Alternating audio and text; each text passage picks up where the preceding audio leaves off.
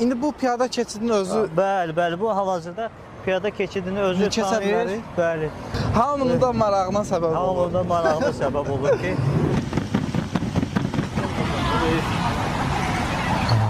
Salam verir. salam verir.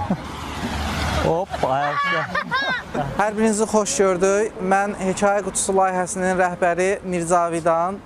Bugün gəlmişik Smart Control şirkətinə, hansı ki onun rəhbəri Aqil bəy bizim Hekayə Qutusu layihəsində artıq 2 dəfə qonaq olub və onun müsahibəsi izləyicilər tərəfindən çox sevilib, çox gəncə, çox insana motivasiya verib və bu günləri maraqlı bir robot gətirib.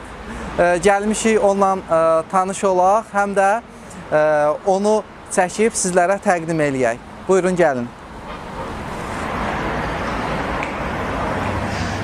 Aqil bəy, salam. Salam. Xoş gördük. Xoş gördük. Necəsiz? Sağ olun, əla. Eşitdik, maraqlı bir robot gətirmişsiniz. Gəldik, həm onu yerində görək, həm də çəkib izləyicilərimizlə paylaşaq, çünki çox maraq doğurur.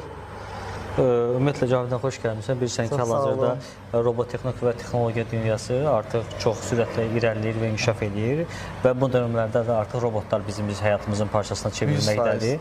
Biz bu günlərim ağıllı və ağıllı bina avtomatika sayəsində fəaliyyət göstəririk. Artıq bu günlərin bizim quraşdırdığımız avtomatlaşdırma sahəsində mənzillər olsun, sənaye sahələr olsun, burada artıq robotlar fəaliyyətə başlayacaq, robotlar xidmət göstərəcək. Bu robotların fəaliyyət istiqamətləri çox genişdir, imkanları çox genişdir, çox fərqli sahələrdə inkişaf elətdirilə bilər və bu kimi texnologiyalar artıq bizim ölkəmizdə də tətbiq olunur.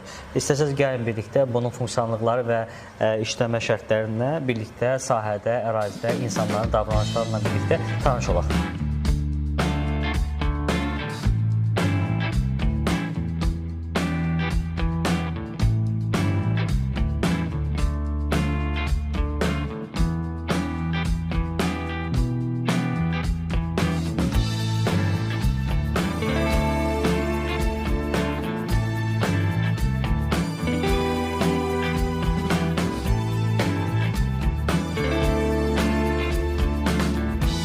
Bu böyle texnologiyası var. Özü qabaqdakı maneələri aşkarlayır.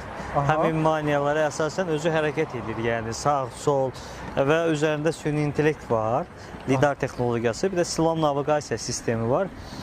Bu naviqasiya və lidar texnologiyasının köməyi ilə özü qabaqdakı obyektləri aşkar edərək rahat şəkildə hərəkət edə bilir. Yəni fərqli möhtəşəm funksiyonallıqları var. Bu funksiyonallıqların sırasında